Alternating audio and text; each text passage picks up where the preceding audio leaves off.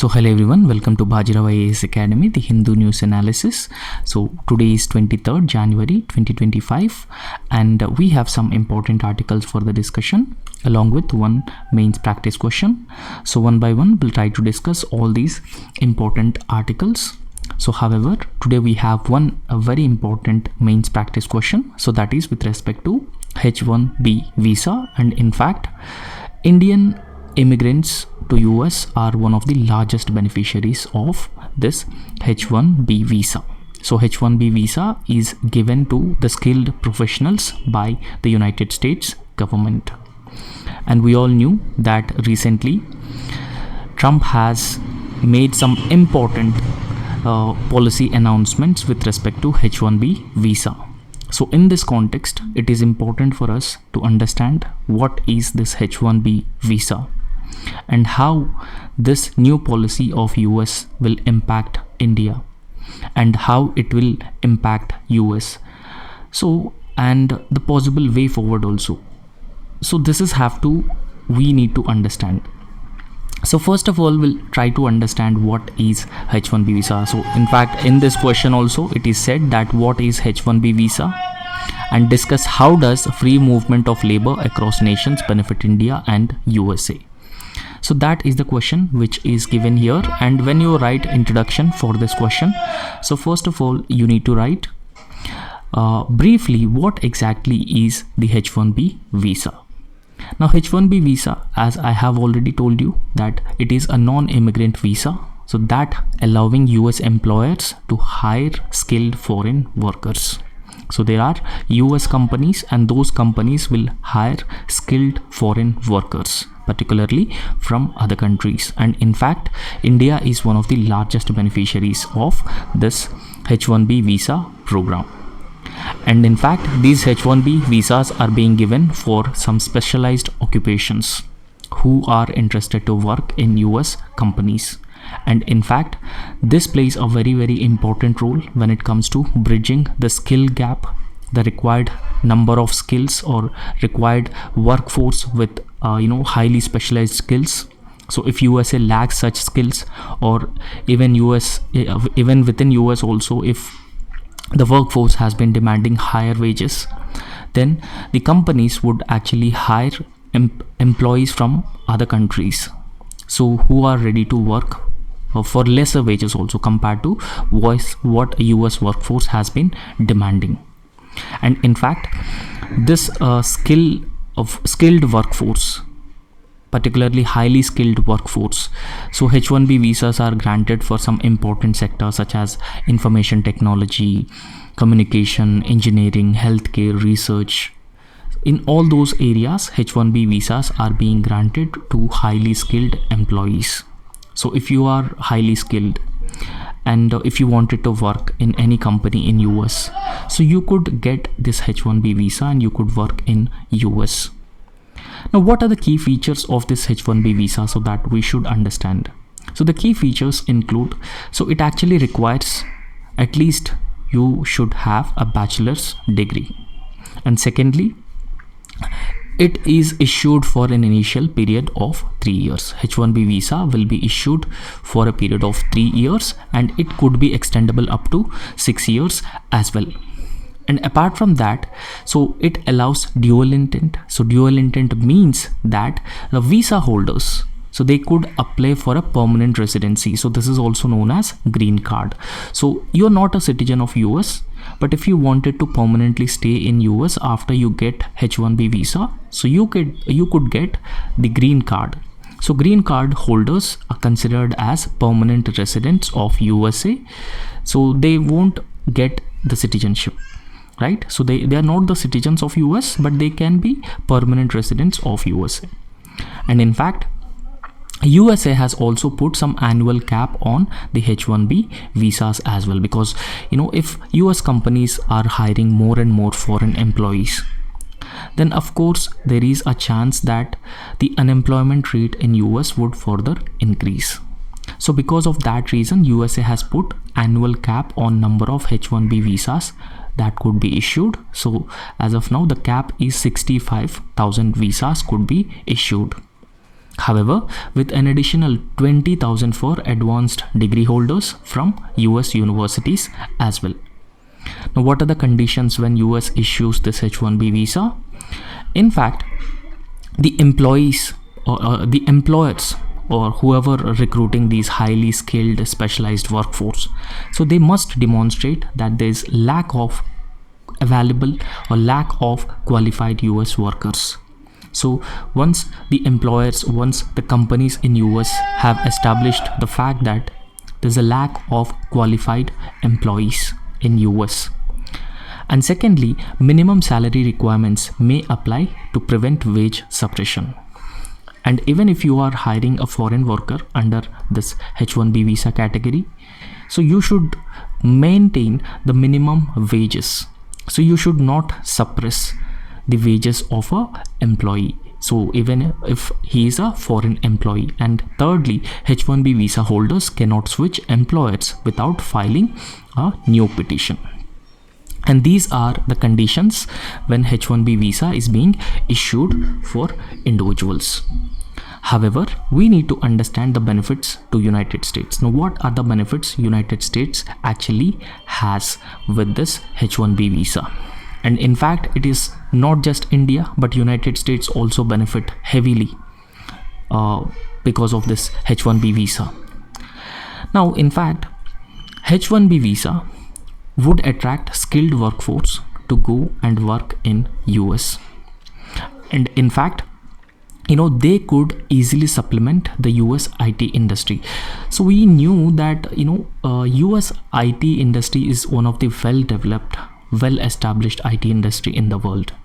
And US IT industry required skilled workforce. And in fact, US may not have the skilled workforce that is required to sustain US IT industry. Now, in that case, US could issue these H-1B visas, and they could attract skilled workforce. They could work in the IT industry. They could sustain the IT industry, right? So, in fact, IT industry is also one of the largest contributor to US GDP as well. So this is one way that H-1B visas and the skilled workforce from other countries are going to US, and they're benefiting the US economy directly and indirectly also. And in fact, so whenever H-1B visa holders go to US, it is not just that they they only go to US as a person, right? So along with them, their families may also shift to US. And that would bring some additional business also. So we could also consider that as well. So some additional business in the sense that, growing consumption demand in US. So that could also give a boost to US economy, particularly some areas, real estate, banking, hospitality. So those sectors also would get a boost because of the H-1B visa holders. However, so in fact, it's a crucial, it is important to remember that most US based companies, including many companies which are part of Fortune 500s, so they are highly dependent on IT services providers. IT services providers, particularly those people who are part of this H-1B visa or skilled or specialized workforce. These companies are actively outsourced for both skills and cost advantages as well, because they require highly skilled workforce, and they've also wanted to cut the costs that the company has been incurring. They wanted to cut the expenditure so that they could be more and more profitable. And because of that particular reason, so these companies are outsourcing the skilled workforce. And this is also a very important, this plays a very important role in, giving a sustained push to US economy. And apart from that, changes in the H-1B visa arrangement that could further add to immense cost pressure on these organizations. Remember that if US decided to reduce the number of H-1B visas that could be issued in one particular year, if there is a cap on number of H-1B visas could be issued, so in that case, generally what happens is that companies will not have adequate number of skilled workforce.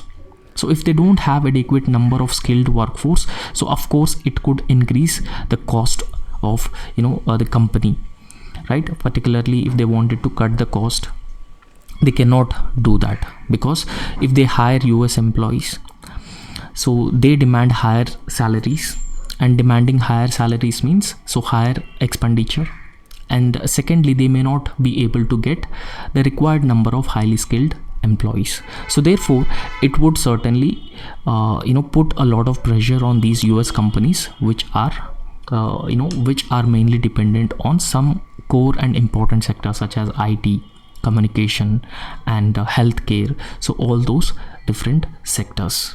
However, how H1B visa could benefit India, so that is also another factor that we could understand. In fact, so India is one of the largest beneficiary of the H1B visa program, right? So India has been the only country that takes 70% of 85,000 H1B visas, right? So in fact, the H1B visa is crucial for the IT sector in India as well.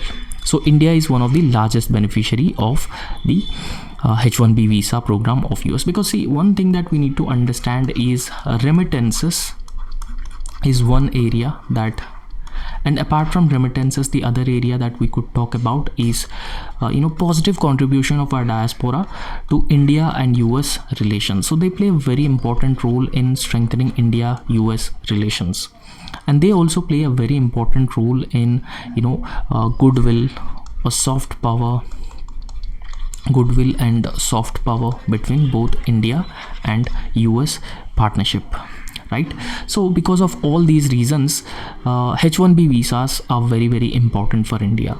And in fact, technology companies of US also depend on H1B visa to hire tens and thousands of employees every year from countries like India, China, and even Mexico as well. However, if USA decided to cancel H1B visa, so that would certainly impact countries like India, right? Because H1B visa is one of the very important, because India is the largest beneficiary of this H1B visa program, and that could certainly affect IT professionals of India, because most of the IT professionals in India, they migrate to US. However, so US should not obstruct the flow of talent from India, because it is not just important for India, it is also important for the USA as well, right? So therefore USA should not obstruct the talent from India. So talent from India to US means that this talent will help US economy, and this talent will also ensure that US continues to grow at a sustainable pace. And in fact, so it is also an important part of economic cooperation between India and US, and in fact this could be considered as a strategic bridge between these two countries. However, economic cooperation and a strategic bridge, diaspora acting as a strategic bridge, would further strengthen the bilateral relations between both India and USA. However, in the conclusion, you could write that as labor and capital quit American shores, so labor quit American shores or capital quitting American shores, the more they try to protect their jobs, the more it will affect the rest of the world.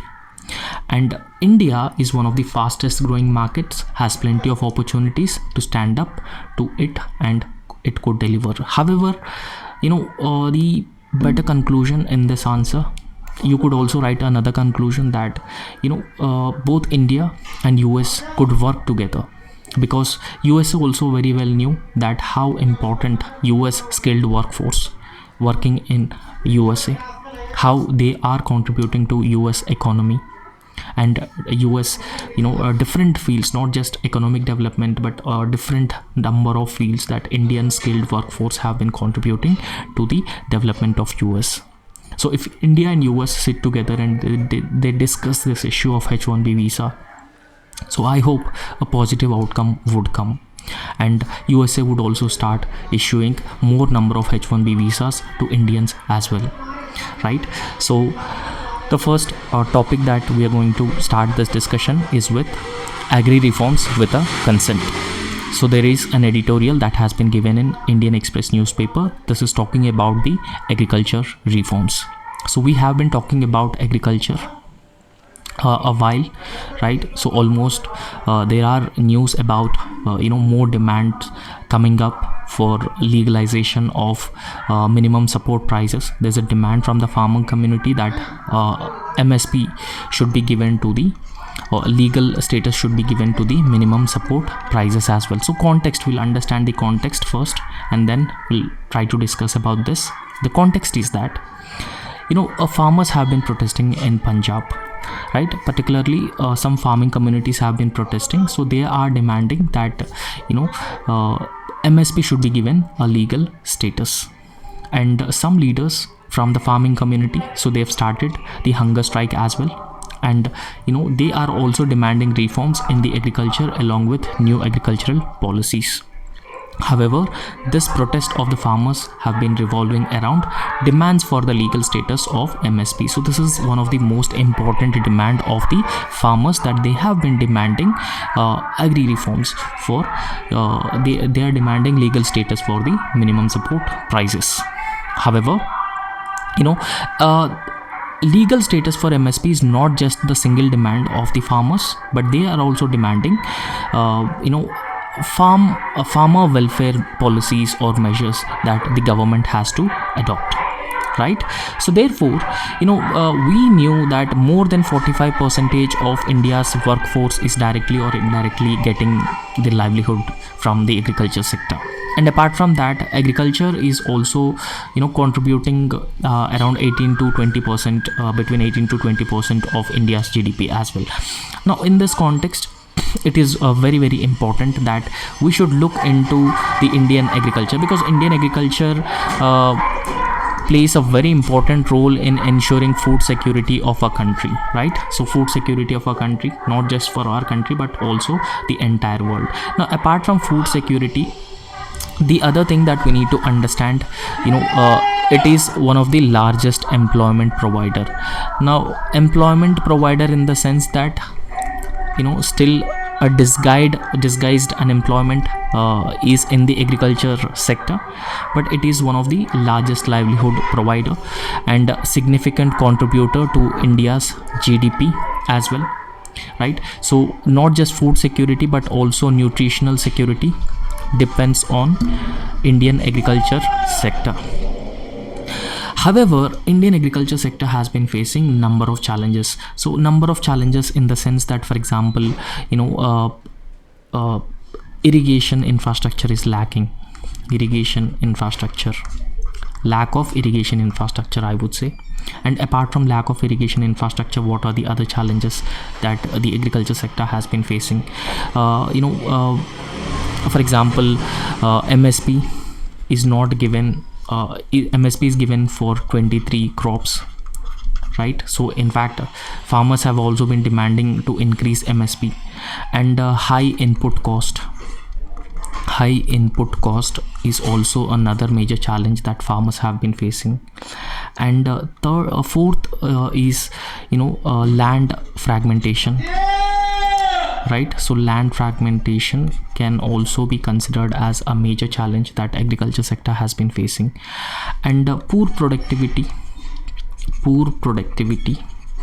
is also another major challenge in agriculture sector. And farm debt in the sense that very often farmers are lacking access to institutional credit. So they lack access to institutional credit, and because of that particular reason, generally what happens is that farmers have been depending on the local money lenders, right? So when they depend on local money lenders would very often charge a higher amount of interest rate on the farmers.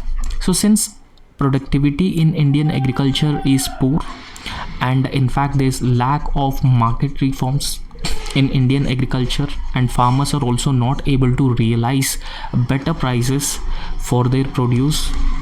So when they are not able to realize better prices for their produce, now generally what happened, that it has been leading to farm debt or accumulation of farm debt. Now accumulation of the farm debt would lead to very often either farmers leaving agriculture, they are migrating to urban areas, they're becoming construction workers, or even this could lead to the farmer suicides as well. Now remember that there is a committee called Ashok Dalwai committee.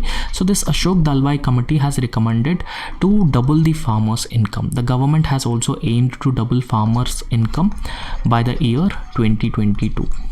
So even though the government has aimed to double farm incomes by 2022, we are not able to do so.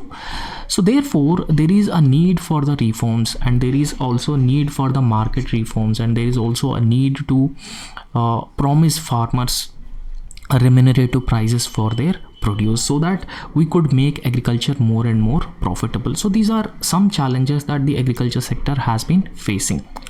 Right. So in this context, the farm leaders, farmer unions have been demanding the reforms into the agriculture sector.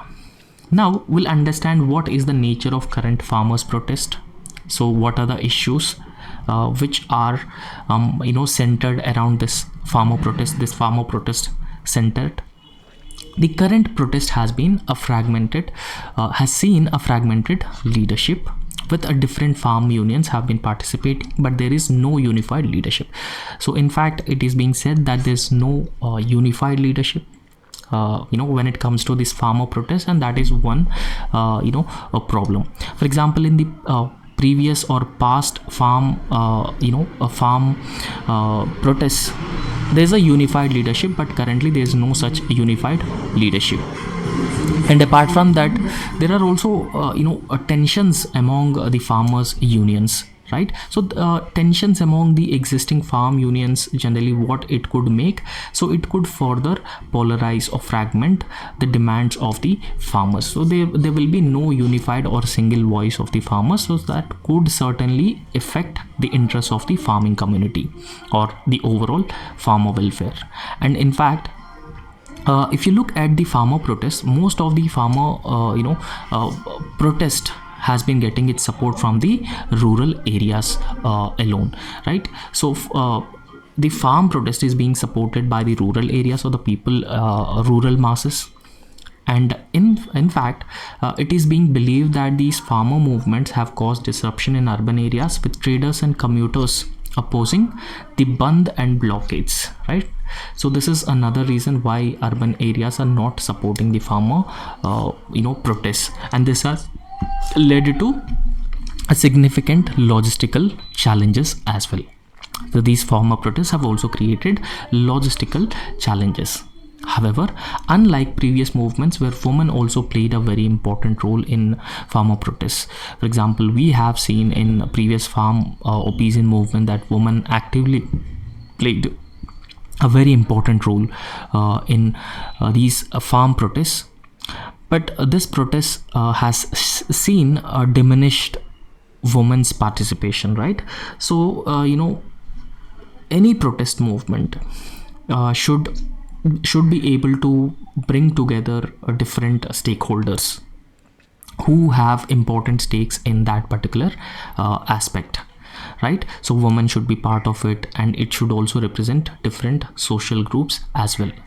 So then only it could be considered as a holistic and inclusive farm movement. So this is also another major challenge that ongoing farm protest has been facing. However, it is important for us to understand the key demands of the farm protests that has been ongoing.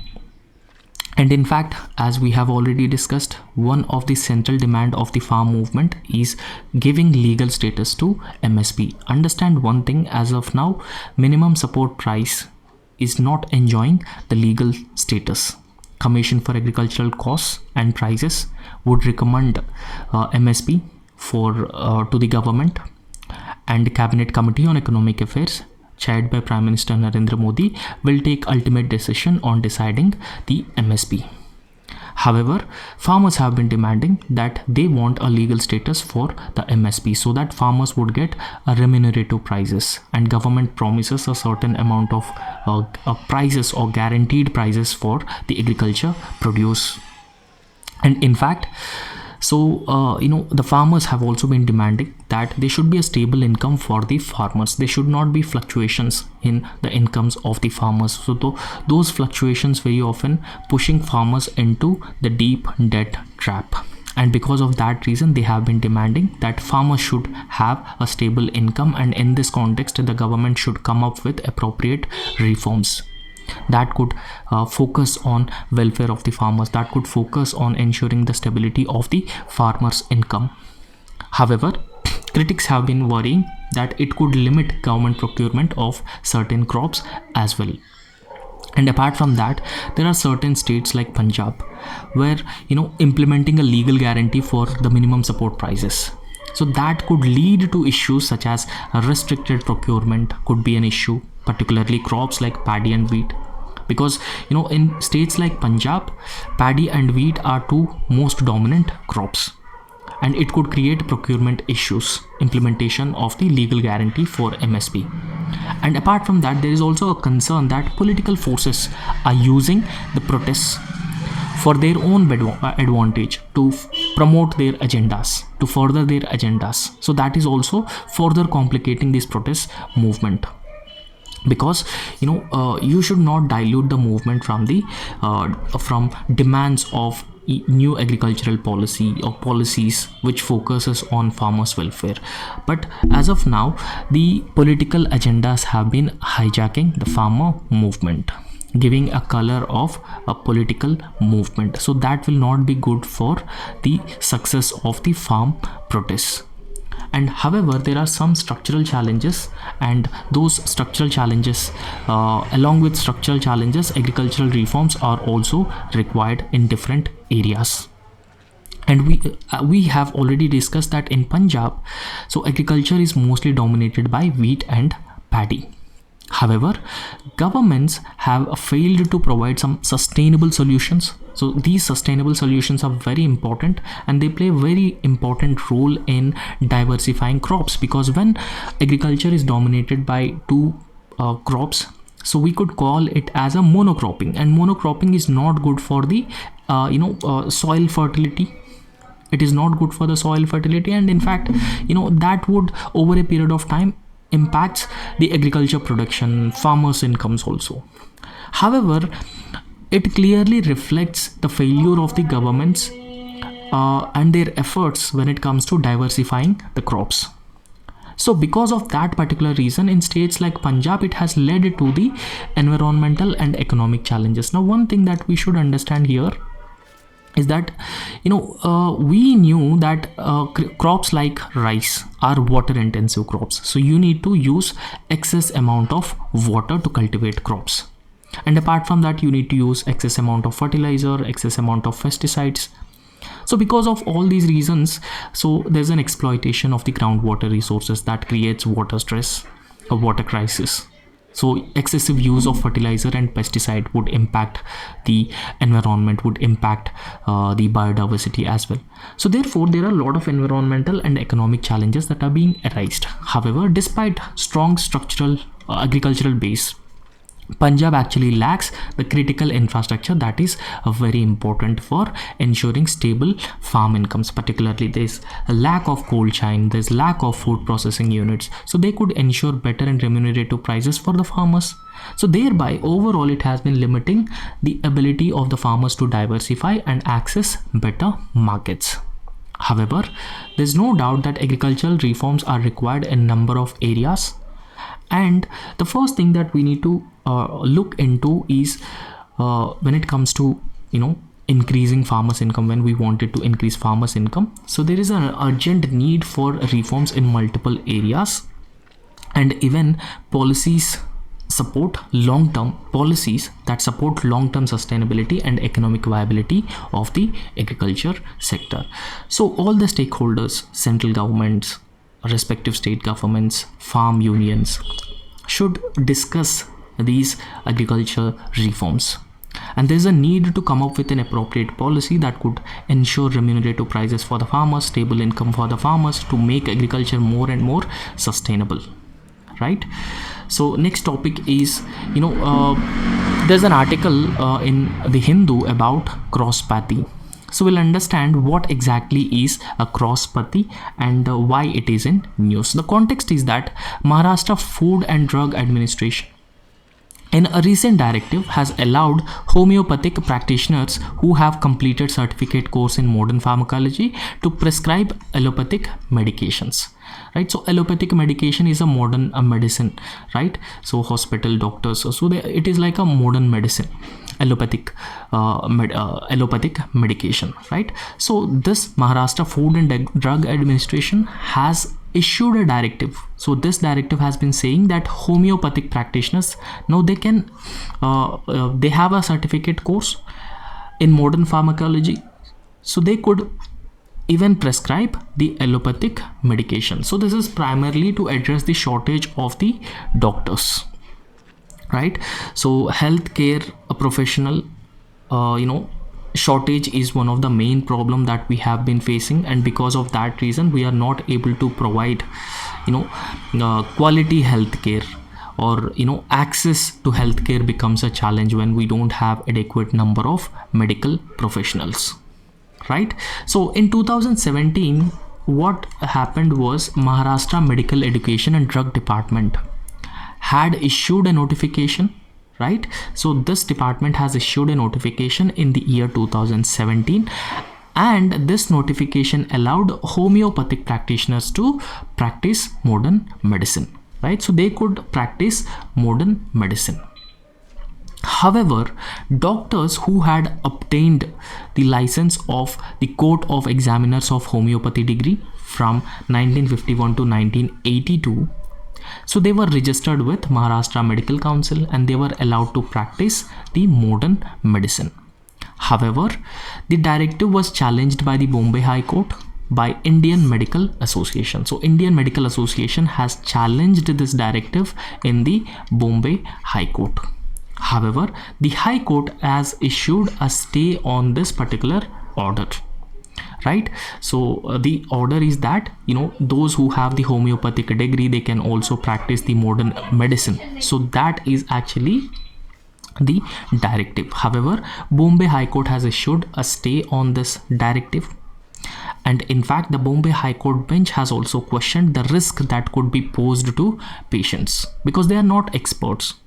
They are homeopathic doctors, they are not experts, but these homeopathic doctors have been treating patients in allopathic medicine. So that could pose challenges, that could pose threats to the patients if those doctors were allowed to practice the allopathy.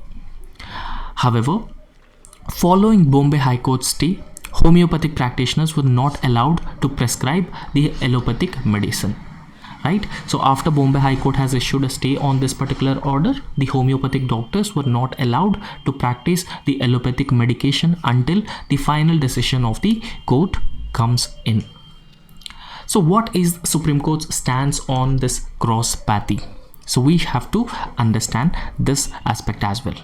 In 1996, Poonam Verma versus Ashwini Patel and others case, so that has involved a homeopathic doctor treating a patient with allopathic medication, right? So in this case what happened was a homeopathic doctor treated a patient with allopathic medication, and it has led to the patient subsequently dying.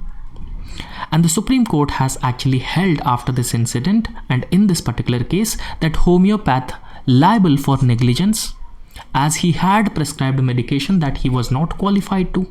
So he was qualified to prescribe homeopathic medicine, but he prescribed the allopathic medicine, and that subsequently led to the death of the patient, right? So he was not qualified, and Supreme Court has said that this homeopath doctor is liable for the medical negligence. However, judiciary has also held that the cross-system practice is a form of medical negligence. However, it is permitted only in those states where the concerned governments have authorized it by a general or a special order. So if concerned state governments issues a general or a special order regarding this cross-pathy, so then it would be allowed. Otherwise, it would not be allowed, right? So shortage of the doctors is the one reason which has actually compelling number of states to approve this cross-pati. Right? So central government has been promoting Ayush medicine for some years now, with a push being given to integrative or integrated medicine. Right? So the rationale in general has been India has a shortage of doctors, particularly in rural areas. Right? So they have a shortage of the doctors in rural areas, and because of the shortage of the doctors, so they are not able to ensure adequate access to healthcare services. Right? However, government has been promoting Ayush medicine, and this Ayush cadre of practitioners can actually help fill these gaps.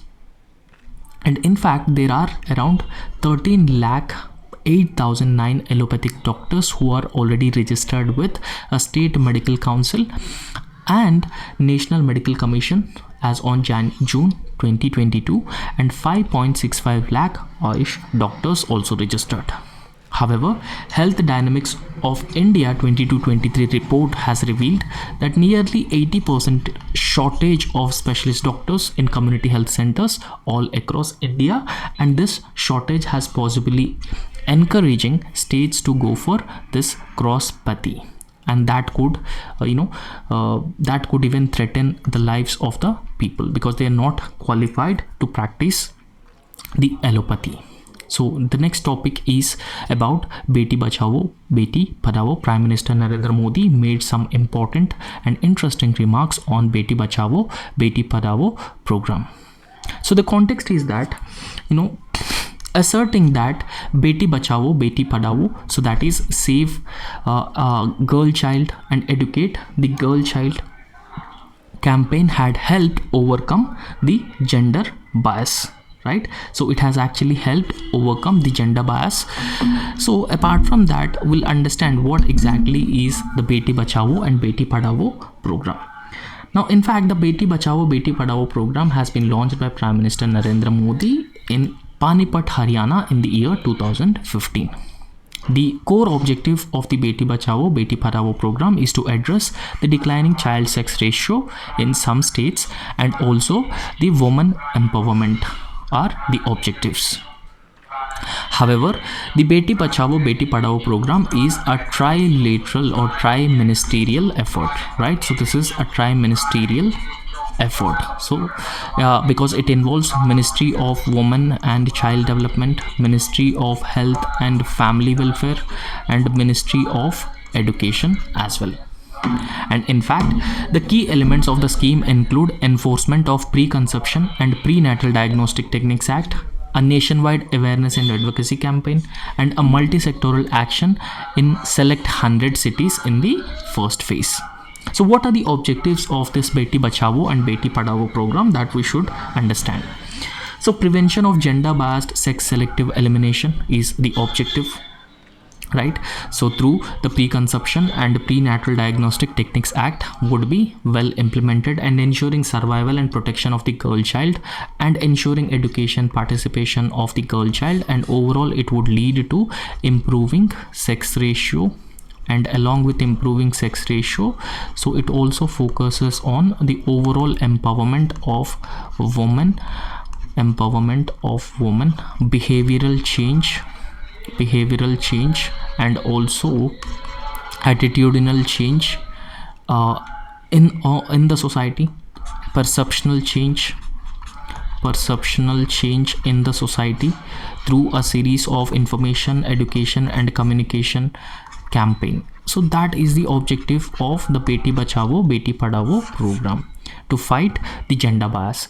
Right? So when we look into the progress of the Beti Bachao Beti Padhao program, so it has substantially increased the enrollment rate of girls in schools at an unprecedented improvement in the sex ratio. So it has improved sex ratio, and it has also led to the increasing enrollment of the girl child as well. And apart from that, it has also led to improvements in child sex ratio. Institutional deliveries have been increased. It is around 90% to 95% in between. So institutional deliveries have been increased enormously, and access to healthcare services for the girls is also provided under this. However, The government of India is committed ensuring that every girl child receives the care and opportunities she deserves to grow like a leader for tomorrow, or grow into a leader for tomorrow. However, the gross enrollment ratio for the girls at the secondary level has risen from 75.51% to 78%, and institutional deliveries have surged from 61% to 97.3%. Right? So the national sex ratio at birth has improved from 918 in 2014-15 to 930 in 2023 and 24. Right? So these are some notable examples of improvements made in this Beti Bachao and Beti Padhao program. Right? So that's all in this lecture, and thank you so much. If you like our work, please subscribe our YouTube channel and also hit the like button. Thank you.